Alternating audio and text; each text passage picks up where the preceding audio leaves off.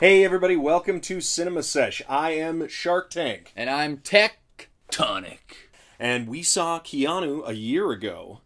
Year and a half ago now. Oh my goodness. Yeah. That's crazy. I'm almost 25. What? I know. Oh my goodness, it's been a while, but we're bringing it back for a throwback episode. Toss back. That's right.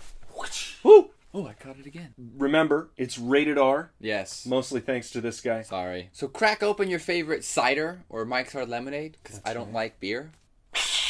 We actually went out to the theaters What? this week and watched the movie Keanu. Yes. Keanu-Michael's Starring new film. Keegan-Michael Key and Jordan Peele. Weirdly, the day after I watched it, I woke up to Hulu still on, playing Key and Peele. Oh, wow. And it jumped into an episode, I think it was the third episode of the first season, which was called Black Jeff, which is he's at dinner with his girlfriend, and he is very polite and she's like, but where's Black Jeff? Come on, he insulted us. He made us wait. And he was like, hey, motherfucker, why you... And he does like an interpretation of a more aggressive black man, apparently, and it kind of feels like it was the inspiration for this movie. No, that is 100%. You know, what are you doing? Yeah, exactly. You know. Yeah. So essentially, the plot of the movie is, if you haven't seen it, Jordan Peele, real fast, gets dumped by his girlfriend, calls his friend, really upset, ends up finding a cat. Friend comes over, oh my god, you have a cat. Yep. Cat gets stolen. Cat gets stolen by... And they go on this crazy... it gets stolen by essentially Method Man at first. Method Man, yes, But they go on this crazy adventure to try to get the cat back. Right. And it ends up with them trying to get more into the drug world, the gang world. Yep. And they basically have to pretend, because they're basically two... normal dudes who have to pretend to be gangsters. Right, yeah. To try to get the cat back. Right, and exactly. they may or may not get stuck. And funny things ensue. Funny misunderstandings ensue. How did you feel about this movie overall? This movie, I felt... Okay, this movie felt to me like the other side of the coin of Let's Be Cops. Have you seen Let's Be Cops? I have seen Let's Be Cops. It's guys that accidentally get into a situation where... I mean, it's not like they're... In Let's Be Cops, they actively go to pretend to be cops. But in this, they sort of use it as a survival trait, and it's basically let's be gangsters. Mm-hmm. I thought that, there's one misunderstanding at the very beginning where they are essentially mistaken for a couple of other gangsters. Yeah. And they agree with it. Mm-hmm. Now, in my opinion, I thought there were some great laughs, but I thought they could have upped the farce way more. Mm-hmm. Like, they could have been, it's... I would have liked to see, like, a noises off level type thing. No, where tonally, it's actually kind of straighthtforward. It is, yeah. It's very real world humor. Very much so. The two characters are very... basic. They are very grounded. You're right, yeah. I just thought that they could have gone for a few more misunderstanding laughs, or, like... I know this is cliche, but I kind of wanted them, because their real life barely ever came into play when they were with the gangsters. So I wanted, like, them to see, like, one of the soccer moms see them, and then they have to, like, there's no more misunderstandings. The 21 Jump Street moment, where Jonah Hill's there, and the mom's friend is, like, trying, he's like, bitch, shut the fuck up, and he's like, I will kill you. Yeah. But no, they don't have that, the conflict from their real life never affects, really... Right, there's one time where Keegan is on the phone and he sort of... Yeah, and he barely even switches back. He's like, oh, I'm sorry. And then somebody walks by him and is like, what are you talking about? I'm just... and he does his, gangster voice. And the misunderstanding never really came up. What did you think? Well, I just wanted to say that, basically the problem with the film, and it's a fun film, and it's funny, and I had a good time watching it, but it definitely feels like a skit drawn long. I agree with that as well. And I think that's kind of in a nutshell, that's what it feels like for me. It's funny, and the cat, Keanu is a MacGuffin. it's not really a character in the movie. It's not like it's their sidekick and the cat gets all these cool scenes. I mean, they give the cat its moments and they get its due. I don't think you'll go feeling disappointed. No. Because the plot does revolve around Keanu and it's cute as fuck.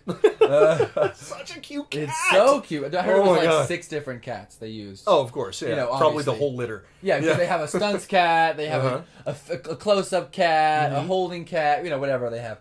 The cat that survives them throwing it off, no.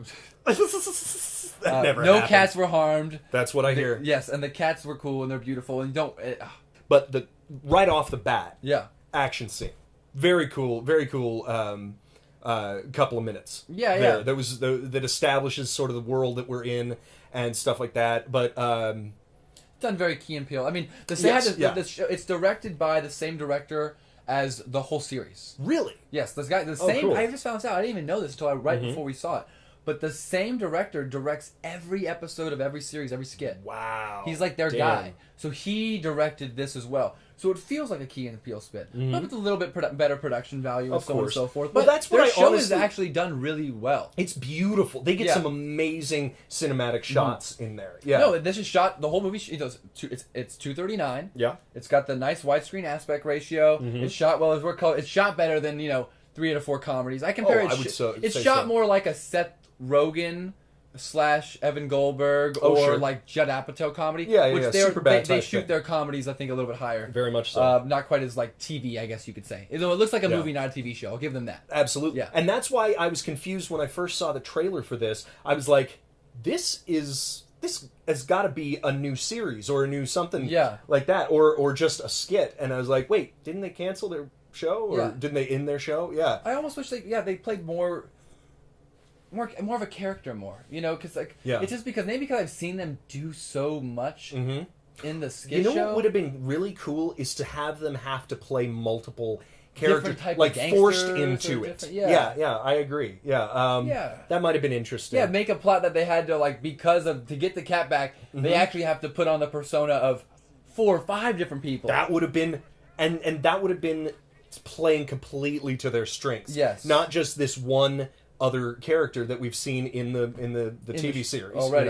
And it's still funny. It's still a good time. I liked it, yeah. But it's not something that I feel like I'm not going to buy the Blu-ray. I'm not going to watch it. I may see it one more time in my life, years down the road, if someone really wants to watch it. See if it holds up. But, to be honest, I've got the show, I've got the skits, and I'd rather watch it in 4-minute segments. They are fantastically funny. Yeah.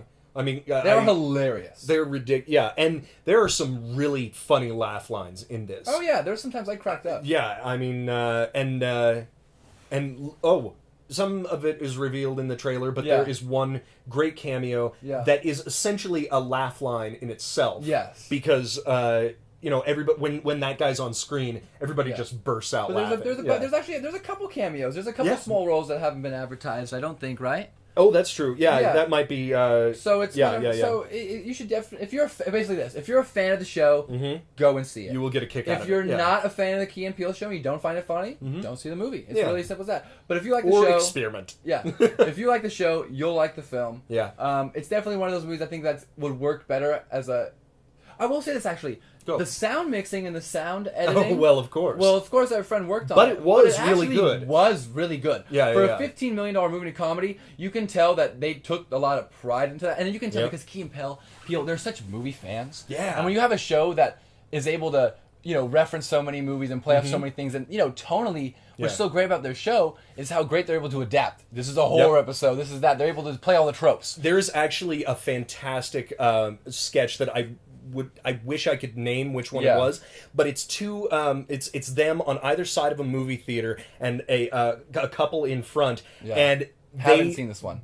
Oh my god, you'd love it. They are yelling out at the screen, but they're like, "What is this? What is this director doing? Haven't you ever heard of mise en scène? Yeah, come on, what are you using? A 50 millimeter lens? Yeah, what are you doing here?" And it's like catcalling, but criticizing oh my god, it's like, what is this pacing over here? I mean, they had an Edge of Tomorrow. I know they have an Edge of Tomorrow poster. Oh my god, this movie. Yes, that's right. These guys are movie nerds, so definitely, yeah.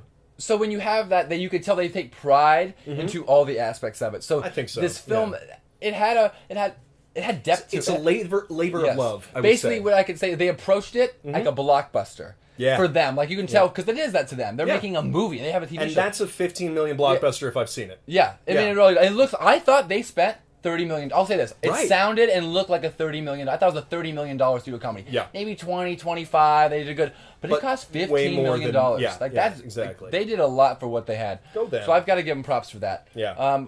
So, AJ, what did you think? Like, what did you give the film? What was your score? I would say, I don't want to be too mean to this because I did like it, and I do like all of the actors in it.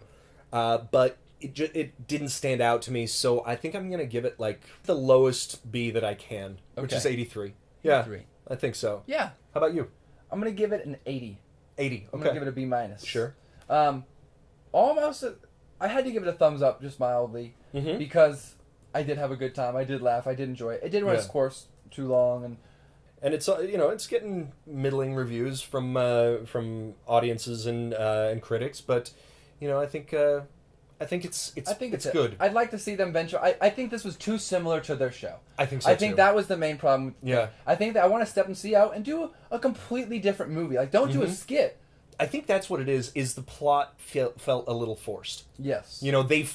These two guys felt forced into this situation, which was a sketch. Yeah, and they're those two guys more than they are the characters we introduce. So much. We spend the first 20 minutes with them as a character. Yeah. And then we kind of shift, and then most of the film we're their alternate kind of persona. Right, exactly. So it's no jumping back and forth. But that's it. So an 83 from AJ and an 80 from me. That's right. Enjoy or don't. Don't hurt her! Oh my god! Hey guys, thank you so much for watching our Keanu review. We really appreciate it. Yes, and if you like dogs, don't forget to give us a thumbs up and subscribe. Down in the description, we have links to our Facebook, Twitter, Instagram, and iTunes account. Please subscribe and review on iTunes. It really helps us out. Thank you. I'm a college dropout. Woo! College dropouts! Lion face. Whale face. Dog face. I don't know anything about cats. Okay. Besides that, they're little lions. And they're so mean sometimes. Yes, cats are fucking... Okay, first of all, if you've ever seen an American Tail, Fievel Goes West... Right? You would know. Big old evil dude. Cats suck.